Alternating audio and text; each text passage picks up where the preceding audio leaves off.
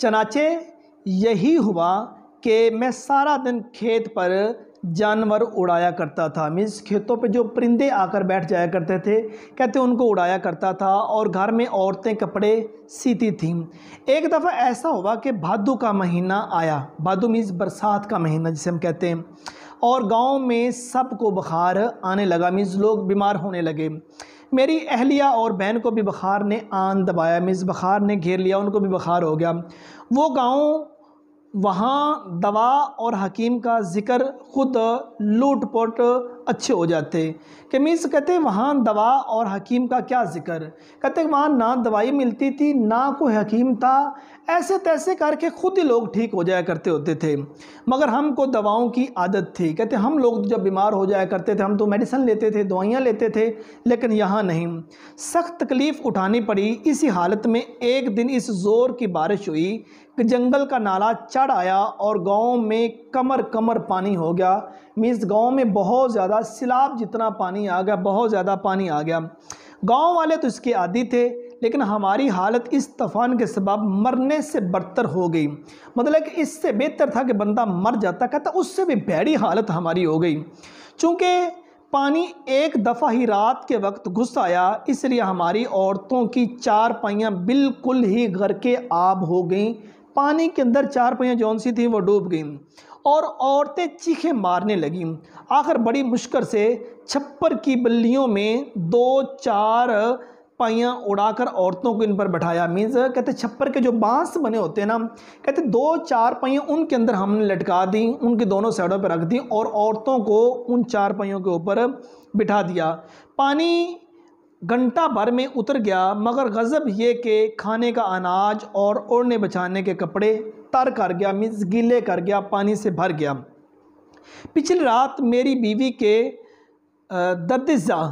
दर्दिज़ा means बच्चे की पैदाइश के वक्त जो औरतों को दर्द होती है उसको कहा गया दर्द-ए-ज़िया।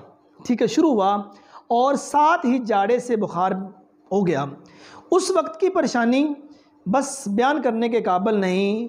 अंधेरा गुप, मी की जड़ी, कपड़े सब गीले, आग का सामान नामुमकिन। हैरान दे इलाही, क्या इंतज़ाम किया जाए।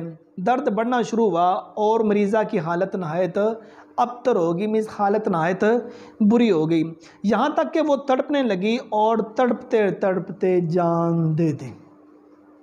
हामला औरत, बच्चे की पैदाइश के वक्त जो दर्द होता है वो दर्द हुआ और कोई वहाँ मतलब कि ज़रूरत की चीज़ नहीं। एमरजेंसी के वक्त जो दवाइयाँ होती हैं, डॉक्टर हकीम वगैरह होते हैं, कोई भी नहीं, और उन्होंने तड़प तड़प के अपनी जान दे दी। बच्चा पेट में ही रहा।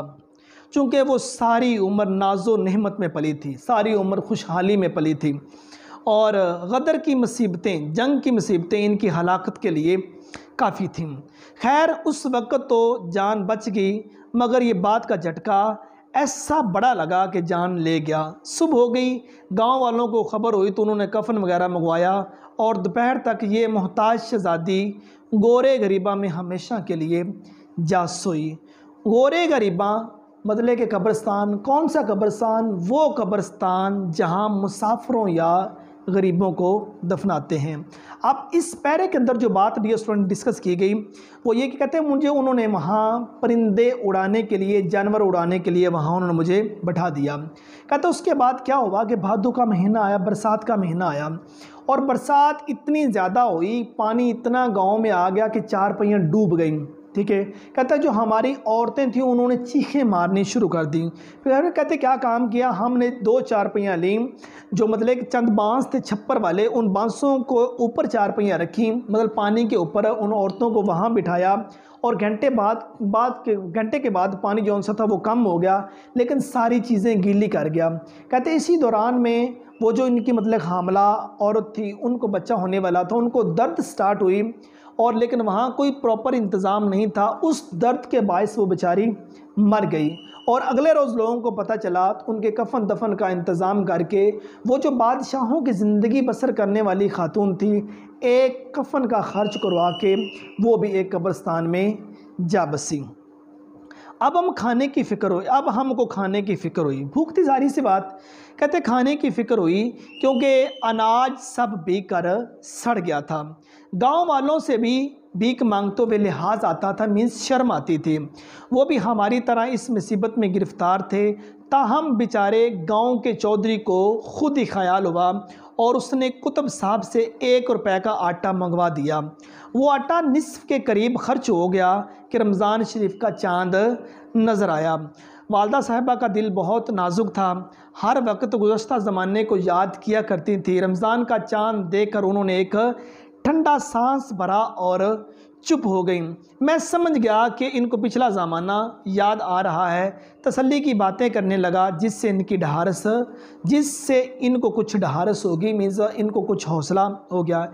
इस पहरे के अंदर बात की गई कि कहते को जब मतलब कि औरत जो इनकी बीवी हामला थी वो मर गई, कफन दफन के इंतज़ाम के बाद कहते हमें भूख महसूस हुई, लेकिन ख़ुद को शर्म आती थी गांव वालों से अब कुछ मांगने को। कहते उनको ख़ुद को मतलब कि थोड़ा सा लिहाज आ गया, उनको ख़ुद थोड़ा सा एहसास हुआ। उन्होंने आटा कुछ हमारे लिए मंगवा लिया, कुछ आटा मंगवाया, अभी आधा वो खाया था, उधर से रमज़ान का चांद नज़र आया। कहते जो ही रमज़ान का चांद नज़र आ गया तो वो माजी, वो ज़माना याद आ गया, वो वाला जो 1857 की जंग आज़ादी से पहले शान शौकत के साथ वक्त गुजारा जाता था, वो वाला याद आ गया। कहता माँ उस ज़माने को याद कर कर रोने लगी। कहते मैंने उनको हौसला देने के लिए कुछ बातचीत जौन सी थी वो करनी शुरू कर दी। उसके बाद है डियर जो नेक्स्ट पैरा, 4-5 दिन तो आराम से गुजर गए, मगर जब आटा ख़त्म हो चुका तो बड़ी मुश्किल दरपेश हुई। सवाल करते हुए शर्म आती थी और पास एक कौड़ी ना थी, मीन्स 1 पैसा 1 टका भी पास ना था। और शाम को पानी से रोज़ा खोला, भूख के मारे कलेजा मुंह को आता था। वालदा साहबा की आदत थी कि इस किस्म की तकलीफ़ के वक़्त बयान करके बहुत रोया करती थी, मगर आज बड़े इत्मीनान से खामोश थी। उनकी खामोशी और इत्मीनान से मेरे दिल को भी सहारा हुआ और छोटी बहन को, जिसके चेहरे पर भूख के मारे हवाइयाँ उड़ी हुई थी, जिनका रंग ही उड़ा हुआ था, दिलासा देने लगा। वो मासूम भी मेरे समझाने पर निढाल होकर कमज़ोर होकर चारपाई पर जा पड़ी और थोड़ी देर में सो गई। भूख में नींद कहाँ आती है, बस एक गोता सा था। इस गोता और नातवानी की हालत में सहरी का वक़्त आ गया। मैं थोड़ी सी नींद आई, कहते उसके बाद सहरी का वक्त आ गया, मीज़ रोज़ा रखने का वक्त आ गया। वालदा साहबा उठी और तहज्जुद की नमाज के बाद जिन दर्दनाक अल्फाज में उन्होंने दुआ मांगी, इनका नकल करना महाल है, नकल करना मुश्किल है। हासिल मतलब ये है कि उन्होंने बारगाह इलाही में अर्ज़ किया। क्या अर्ज़ किया? हमने ऐसा क्या कसूर किया जिसकी ये सज़ा मिल रही है?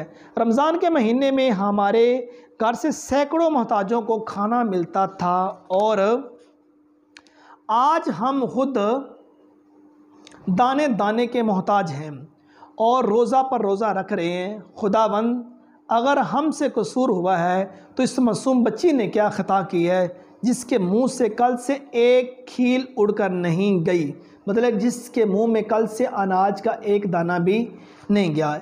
इस पैरे में डियर स्टूडेंट्स जो बात डिस्कस की गई है वो ये डिस्कस की गई है कि वो जो आटा उनको मतलब कि मिला था, जो उनके पास आटा थोड़ा सा था, आधा खा लिया था, आधा उनके पास बाकी था।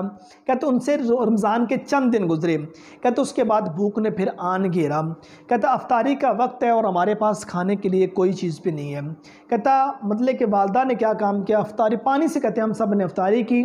जो छोटी बहना थी उसको भी मतलब कि जमाइयाँ आ रही थीं और उनको भी हौसला देने की मैंने कोशिश की। आखिर हौसला कब तक होता? पानी पीने के बाद वो भी एक चारपाई पर लुढ़क गई, वहाँ लेट गई और उसके बाद जब उठी तो सहरी का वक्त हो चुका था। कहते माँ ने मसल्ला बिछाया और मसल्ले पर बैठ कर रब के हुजूर दुआ करने लगी, ऐ मेरे मालिक, ऐ मेरे खुदा, हमने कौन सी ऐसी गलती की है? हम वो लोग जिनके घर से तरह तरह के खाने रमज़ान मुबारक में मस्जिद में जाया करते थे और आज हम एक एक नवाले के लिए तरस रहे हैं। चले खैर, हमारा कसूर होगा, इस एक बच्ची का क्या कसूर है? ठीक है, जो मतलब कि बताया गया ना 12 साल छोटी बहन है, कहते इसका क्या कसूर है जिसके हलक में कल से रोटी का या खाने का एक नवाला भी नहीं गया।